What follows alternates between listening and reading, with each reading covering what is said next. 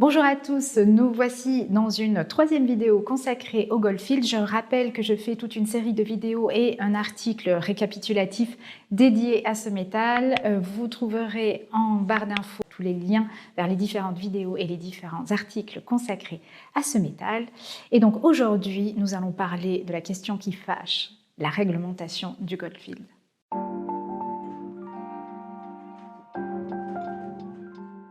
Pour ceux qui ne me connaîtraient pas, je suis Mélanie, créatrice de la marque Olala Bijoux depuis 12 ans maintenant et je forme depuis quelques temps les débutants à ce beau métier qui est la bijouterie. Je suis également l'auteur d'un blog qui s'appelle apprendre-la-bijouterie.com dont vous trouverez le lien en barre d'infos.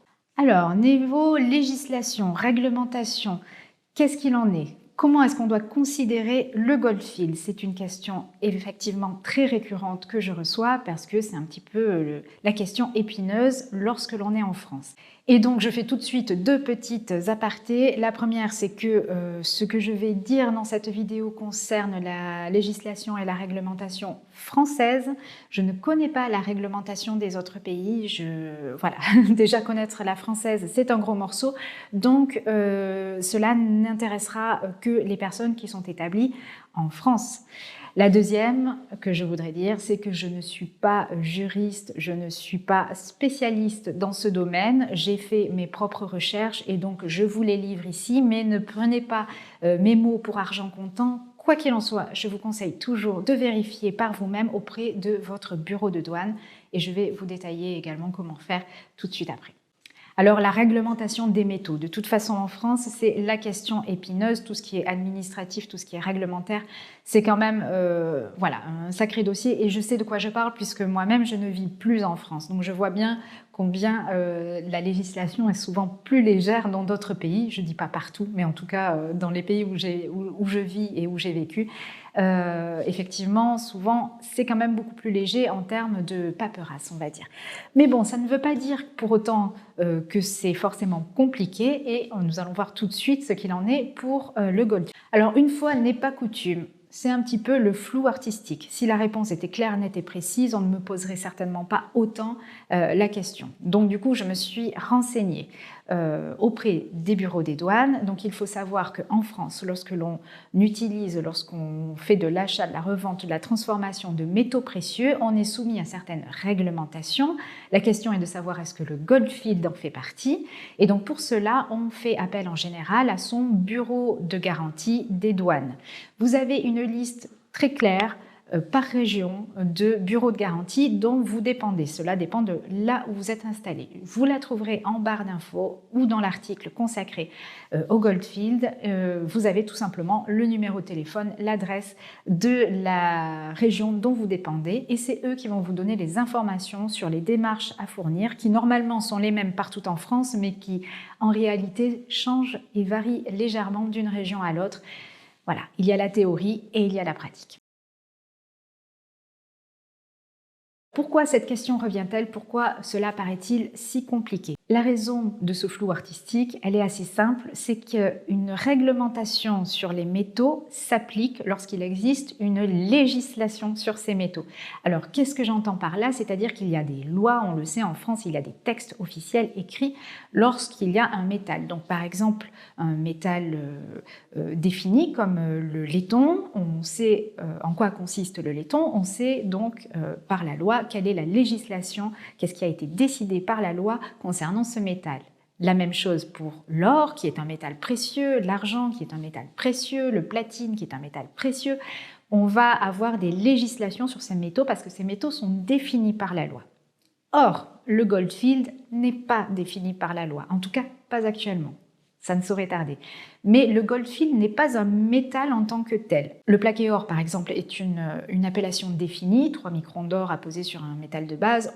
On le connaît, on sait ce que c'est, une législation s'applique sur le plaqué or, mais le Goldfield n'existe dans aucun texte de loi. C'est pour ça qu'en fait on considère qu'il y a un flou sur ce métal. C'est parce qu'il n'est pas encore, en tout cas, défini en France. Ou parfois aussi des interprétations qui peuvent diverger d'un bureau de garantie à l'autre. Certains bureaux de garantie vont considérer que ce métal n'étant pas défini par la loi, il ne fait donc pas partie des métaux précieux. Cela va être un métal commun fantaisie. Et d'autres bureaux vont considérer que, étant donné sa composition, il va s'assimiler au plaqué or et donc on va lui appliquer une réglementation comme celle du plaqué or. Le plus simple, donc, est tout simplement de vous adresser au bureau de garantie de votre région. Il n'y a pas plus simple et c'est ce que j'ai fait. J'ai appelé les différents bureaux de garantie pour voir un petit peu quelles étaient les différentes interprétations par rapport à ce métal. Et finalement, on voit se dessiner une réglementation qui est quand même pas homogène, mais qui commence à s'homogénéiser un petit peu. Et donc, je vais vous la livrer ici. Je rappelle que je ne suis ni juriste ni douanière. Je vous donne juste l'interprétation que l'on m'a donnée lorsque j'ai appelé ces différents bureaux de garantie.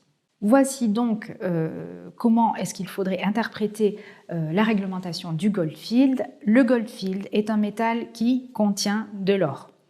En cela, il va tomber sous la réglementation des métaux précieux. Cependant, il y aurait un principe actuellement qui considérerait qu'en dessous d'une couche d'or de 14 carats, en dessous de 14 carats, ce serait plutôt considéré comme un métal fantaisie. Donc, aucune exigence en matière de métaux précieux. En dessous d'un Goldfield 14 carats, on considère que c'est un alliage fantaisie comme le serait le laiton.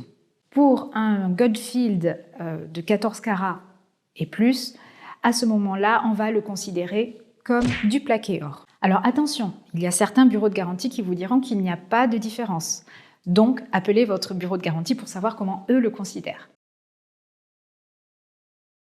Bon, du coup, si on considère que c'est comme le plaqué or, quelles sont les obligations légales en matière de réglementation pour le Goldfield et donc pour le plaqué? Tout d'abord, au niveau de votre entreprise doit avoir un cabis qui doit mentionner la fabrication de bijoux en métaux précieux.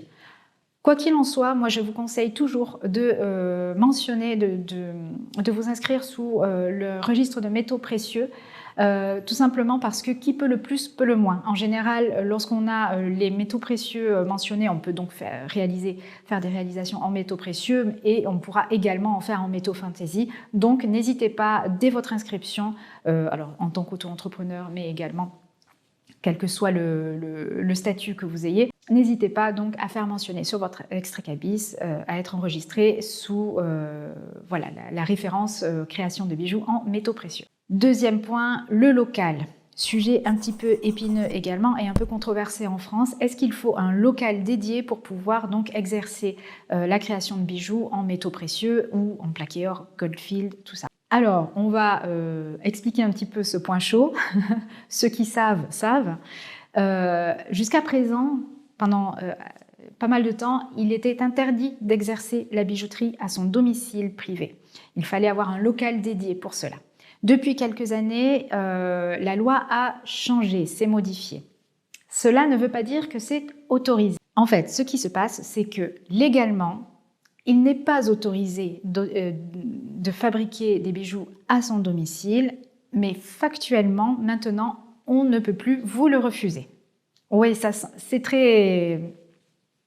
Ouais. Ce qui se passe, alors ne me demandez pas le pourquoi du comment ils ont décidé de faire ça, c'est une porte ouverte sans vraiment la laisser ouverte. Donc en fait, ce qui se passe, c'est que vous n'êtes pas autorisé légalement, mais on ne peut pas vous le refuser, ce qui veut dire que si vous déclarez votre entreprise comme étant domiciliée chez vous, le bureau de douane va devoir vous faire signer un papier comme quoi vous êtes au courant et vous êtes consentant au fait que si jamais il doit y avoir une inspection, puisque les douanes sont faites pour ça, pour venir faire des inspections de temps en temps, eh bien, elles ne seront pas autorisées à venir. Ce sera donc la gendarmerie qui débarquera et qui fera une perquisition. Alors voilà, c'est des mots qui peuvent faire peur, mais grosso modo, c'est tout simplement une question de qui a le droit de faire quoi. Les douanes ne pourront pas rentrer chez vous, dans votre domicile. Vous autorisez donc à ce que ce soit des gendarmes qui viennent faire une perquisition si jamais il y a besoin, si jamais il y a soupçon. Bon, voilà. Donc théoriquement, voilà comment ça se passe. Vous allez signer une décharge et dire « Ok, je suis d'accord, je le fais chez moi. Et si jamais il y a besoin de venir contrôler, eh bien, ce seront les gendarmes qui viendront le faire. » Alors, il y a certains bureaux de garantie qui ont totalement capitulé et qui signent tous les papiers, qui vous disent « Oui, oui, c'est bon, c'est accepté. » Et puis, il y en a d'autres qui vont essayer d'être un peu retors et de vous en dissuader en vous disant que ce n'est pas légal. Mais bon, sachez que même si ce n'est pas légal, ils ne pourront pas vous refuser la déclaration d'existence et votre inscription. Voilà, maintenant vous comprenez un petit peu mieux ce qui se passe et voilà. Pourquoi faire simple quand on peut faire compliqué? C'en est l'exemple typique. Mais bon, une fois ce sujet épineux passé, donc vous avez votre entreprise avec un cabis qui mentionne la fabrication de métaux précieux, vous avez votre local ou votre pièce dédiée chez vous. Il vous faudra donc une déclaration d'existence auprès du bureau de garantie de votre région. Donc là, c'est un papier à remplir. Et vous les appelez et vous envoient les papiers. Tout le monde le fait très facilement, très rapidement. C'est une formalité. Et il faudra donc également demander l'aval pour un poinçon de responsabilité carré. Donc le poinçon carré, c'est le plaqué or, dans lequel il faudra mettre vos initiales de part et d'autre et un motif figuratif.